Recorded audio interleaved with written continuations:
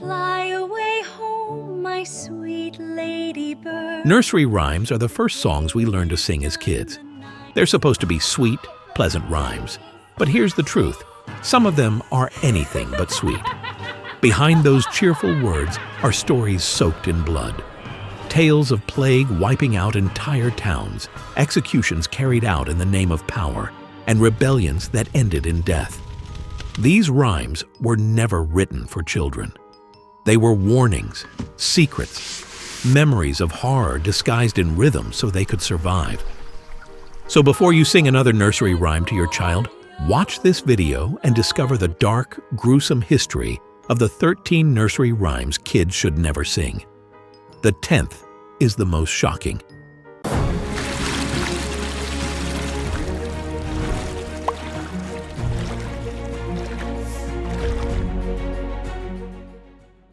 One. Humpty Dumpty sat on a wall, Humpty Dumpty had a great fall. All the king's horses and all the king's men couldn't put Humpty Dumpty together again. Humpty Dumpty isn't just a nursery rhyme about a clumsy egg. It's a powerful symbol of downfall and fragility. The wall represents pride and power, a high place built on arrogance or authority. Humpty's fall mirrors the collapse of something once mighty, whether it was a king losing his throne or a great empire crumbling under its own weight.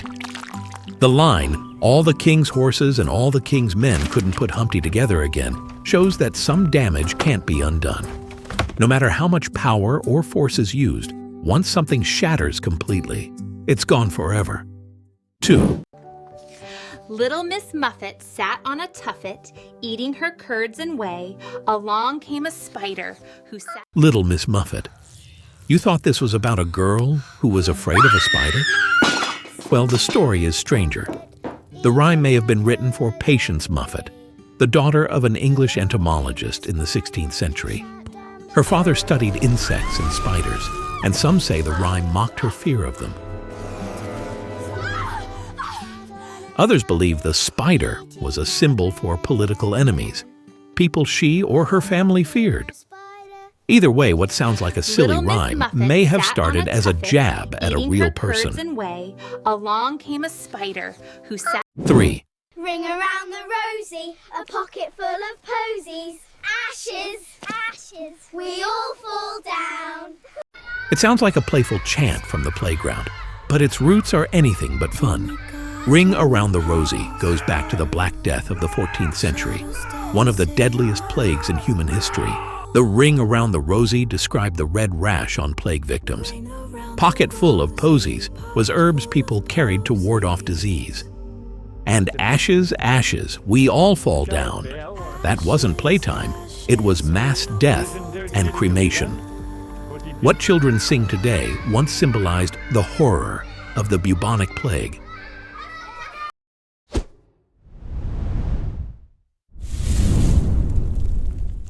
4.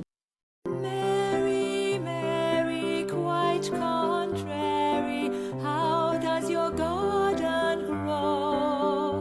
With silver bells and cuckoo shells and pretty maids all in a row.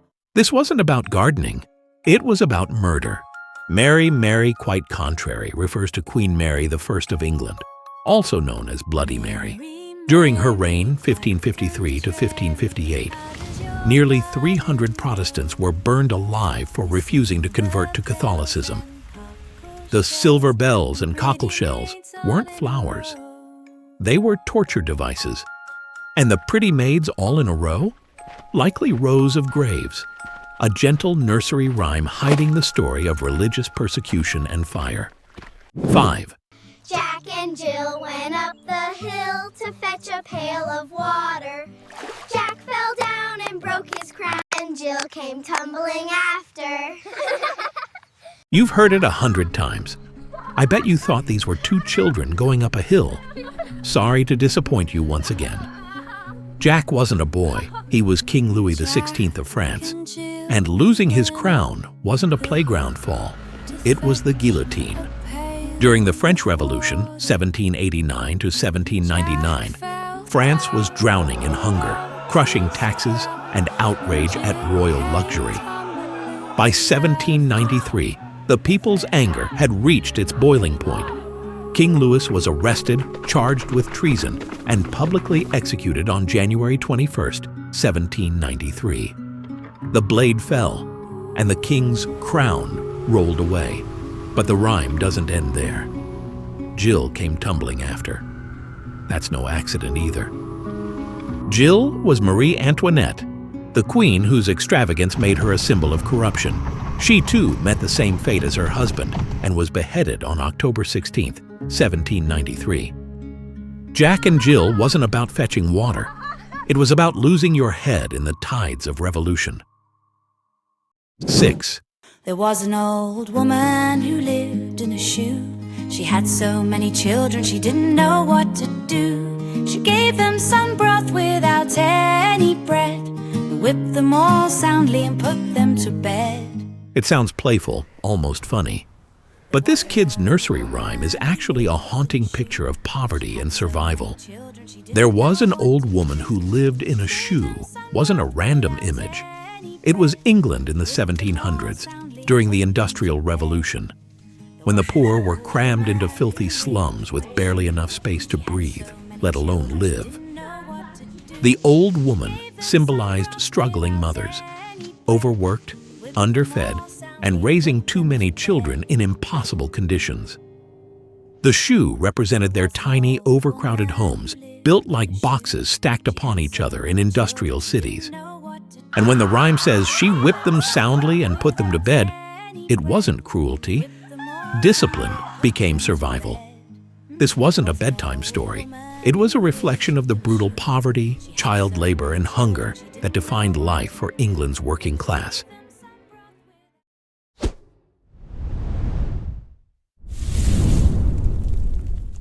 7. Little Jack Horner sat in a corner, eating his Christmas pie. He put in his thumb and pulled out a plum and said, "What a good boy am I." Cute, right? But this good boy wasn't good at all. This kid's nursery rhyme hides one of the most scandalous stories of Tudor England, a tale of bribery, betrayal, and stolen land. During King Henry VIII's reign in the 1500s, England broke away from the Catholic Church in what became known as the dissolution of the monasteries. The king seized vast church lands, riches, and properties to fund his power. And those who helped him got rich overnight. Enter Thomas Horner, steward to Richard Whiting, the last abbot of Glastonbury.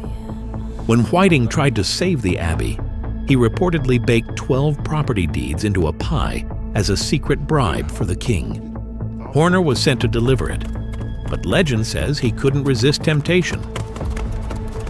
He put in his thumb and pulled out a plum, one of those deeds, keeping Mel's Manor in Somerset for himself. So that cheerful line, "What a good boy am I," wasn't about dessert. It was a smug declaration of corruption and greed, wrapped in rhyme to survive the centuries. 8. London Bridge is falling down, falling down, falling down.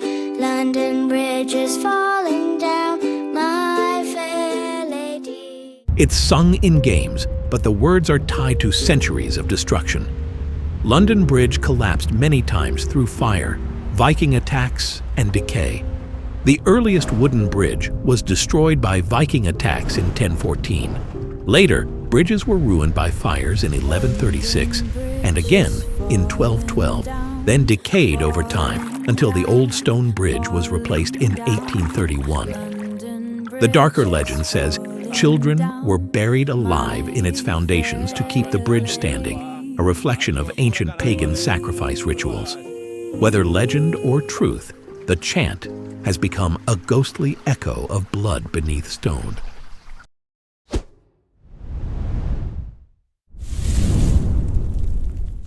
9. Baba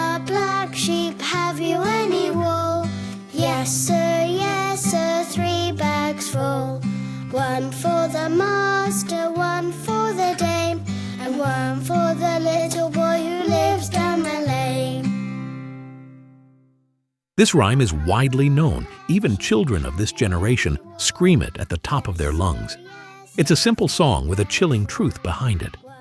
Many years ago in medieval England, wool was so valuable that it was heavily taxed. Wool was England's main source of wealth, often called the jewel of the realm. To fund wars and royal projects, King Edward I imposed a heavy tax on every sack of wool exported. The rhyme is the cruel taxation formula that left many in poverty. 1 for the master refers to the king, nobles, and the rich, who benefited from it. 1 for the dame, meaning the church also benefited. But the poor shepherd boy who represented the poor got nothing. What looks like a child's sing-song was actually a bitter protest against greed and exploitation. 10.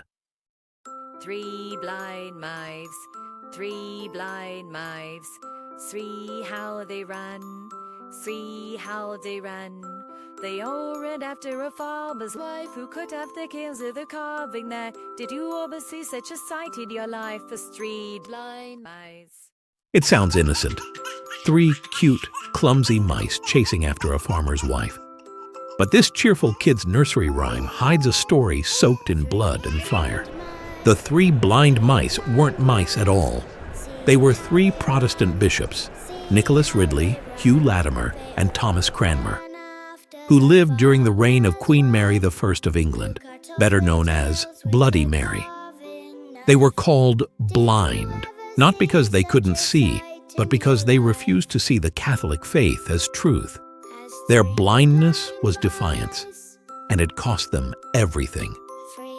In the 1550s, all 3 men were captured, accused of heresy, and burned alive.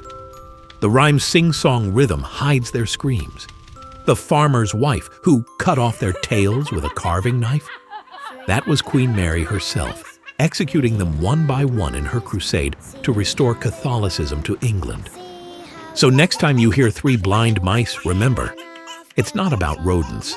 It's about men of faith, fire, and religious persecution. A haunting echo of England's darkest chapter. 11. Ladybug, ladybug, fly away home. Your house is on fire, your children are gone. All but one, and that's little Anne. Ladybird, ladybird, fly away home. A sweet line every child has sung at some point. But in truth, this innocent kid's rhyme once carried a deadly warning. During the 16th century in England, when Catholicism was outlawed under Protestant rule, Catholic families lived in constant fear of raids. They hid priests in secret compartments called priest holes. When danger approached, when soldiers came knocking, someone would whisper or sing the rhyme, "Ladybird, ladybird, fly away home. Your house is on fire, your children are gone." It wasn't poetry. It was a coded message. Leave now. Your home is being searched. The ladybird symbolized the faithful Catholic woman protecting her family and faith. The fire meant a raid, and the children gone hinted that loved ones had already been captured or fled. So what sounds like a playful nursery rhyme for kids was actually a secret survival code, whispered among the hunted, passed down through generations, and eventually stripped of its dark past.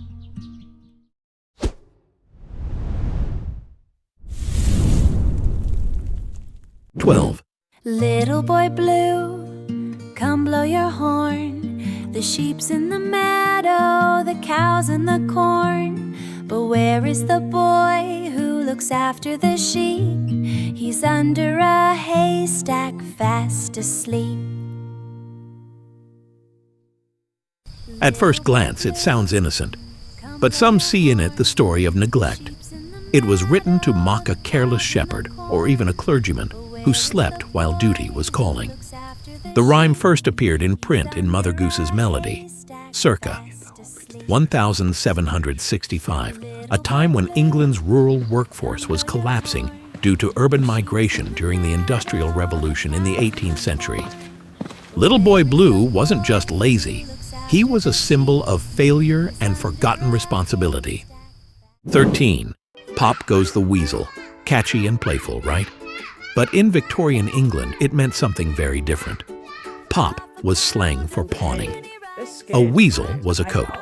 When times got hard, families pawned their Sunday best for money. Pop Goes the Weasel wasn't a game. It was the sound of survival in poverty in the 1800s. Now you know that behind the rhymes you grew up singing are horrible stories. Nursery rhymes were never meant to comfort.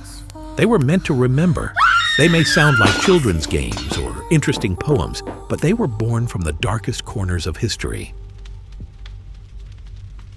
Midnight blossoms guard the night. Secrets sleep beneath the light. Fingers trace an empty breath.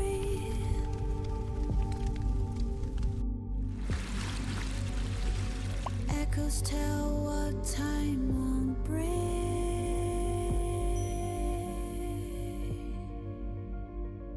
Ring around the rosy.